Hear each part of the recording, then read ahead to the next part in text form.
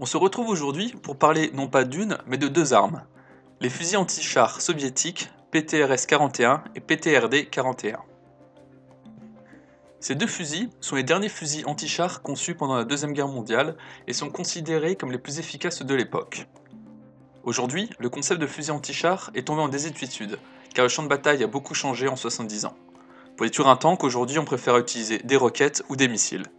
Cependant, on retrouve ces PTRS et PTRD encore en action en Ukraine et en Syrie. Souvent ils sont équipés de lunettes et ont un rôle antimatériel ou antipersonnel. Au début de la Seconde Guerre mondiale, l'Union soviétique, contrairement à la plupart des belligérants, n'avait pas beaucoup investi dans le concept de fusil anti-char.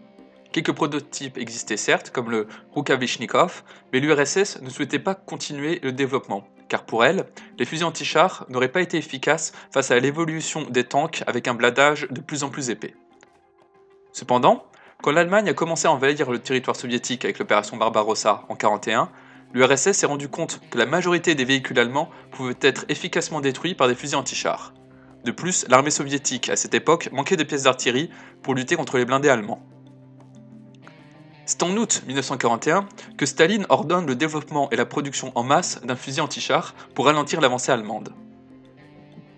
Les designers Sergei Simonov et Vassili Dektyarev vont répondre à cette demande avec les fusils anti-chars PTRS et PTRD-41. J'en profite pour préciser que souvent dans la nomenclature soviétique, la dernière lettre de la désignation d'une arme est le nom de son designer. On a donc PTRS qui se traduit par fusil anti-char de Simonov et PTRD pour fusil anti-char de Dektyarev. Ces deux armes utilisent une nouvelle cartouche, mise au point à la fin des années 30, le 14,5 par 114 mm. Le projectile utilisé avait un cœur fait d'un mélange d'acier et de céramique, avec des composants chimiques pour aboutir à une munition perforante et explosive capable de pénétrer environ 35 mm de blindage à 300 mètres de distance. Le projectile pèse 982 grains, soit 64 grammes, et est propulsé à 1000 mètres par seconde. À titre de comparaison, le 50 BMG ou 12,7 par 99 mm pèse environ 42 grammes et se déplace à 930 mètres par seconde. C'est dire si le résultat est impressionnant et bien supérieur à la grande majorité des fusils anti-chars de l'époque. Avec cette cartouche, les PTRS-41 et PTRD-41 étaient capables de perforer la plupart des tanks allemands jusqu'en 1943, en gros jusqu'à l'arrivée du Panzer IV. Ces fusils étaient aussi utilisés contre l'artillerie, les véhicules légers, les nids de mitrailleuses, etc. Car même s'ils étaient initialement conçus pour être des armes anti-chars, ils avaient un effet dévastateur sur toutes sortes de cibles. Les PTRS-41 et PTRD-41 utilisent la même cartouche et ont le même rôle. Cependant, leurs deux concepts est assez différents. Le design de Simonov est plus complexe à cause de son fonctionnement semi-automatique, mais permet d'avoir une cadence de tir plus importante grâce à son chargeur de 5 cartouches. De plus, son canon est détachable pour que le fusil soit facilement transporté.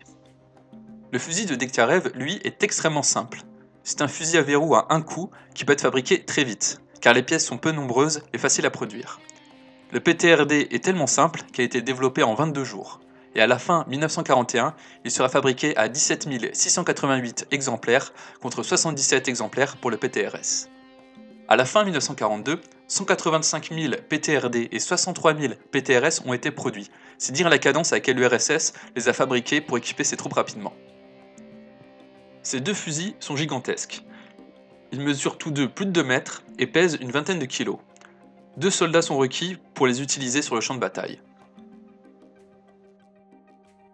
Regardons maintenant comment ces deux fusils fonctionnent, en commençant par le plus complexe, le PTRS-41. Le PTRS-41 est un fusil semi-auto à 5 coups. Il utilise un clip de 5 cartouches, un peu comme le M1 Garand. Cependant, ce clip va s'insérer en bas du fusil. Lorsque le chargeur est vide, la culasse reste en arrière. En revanche, contrairement au M1, le clip n'est pas éjecté automatiquement. Les organes de visée du PTRS sont assez simples. C'est une hausse et un guidon très similaires à un Mosin Nagant. On peut régler la hauteur de la hausse via une planchette élévatrice. Le design de Simonov utilise un piston à course courte, une culasse qui bascule verticalement. Lorsqu'on appuie sur la détente, la gâchette libère le chien qui va s'abattre sur le percuteur et qui va toucher l'amorce. Une partie des gaz est alors captée par un port, situé aux 2 tiers du canon en partant de la chambre. La pression des gaz va faire reculer le piston, qui va lui rapidement impacter le porte-culasse. Ce porte-culasse va reculer et soulever légèrement la culasse pour la déverrouiller, puis tirer cette culasse en arrière, ce qui va engendrer le processus d'extraction et d'éjection de l'étui. Le ressort récupérateur va pendant ce temps se comprimer, puis repousser l'ensemble culasse-porte-culasse vers l'avant, ce qui va permettre de chambrer une autre cartouche et de verrouiller la culasse pour le prochain tir. Si ce système de piston à course courte et de culasse basculante vous rappelle quelque chose, c'est normal.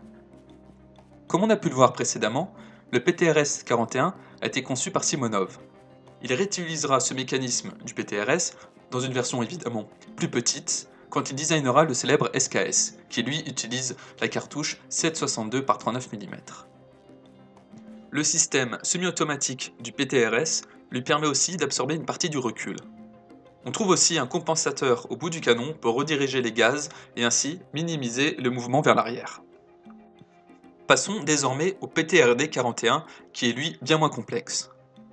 Le PTRD 41 est à la fois très simple et ingénieux. C'est un fusil à verrou à un coup, mais il est presque semi-automatique, grâce à son système d'absorption de recul. Les organes de visée du PTRD sont comme lui, très simples. Il y a deux réglages, un pour 400 mètres et un autre pour 600 mètres. La hausse et le guidon sont décalés sur la gauche du fusil, car le PTRD fonctionne en partie par effet de recul. Non pas pour approvisionner notre cartouche, mais pour atténuer le recul de l'arme.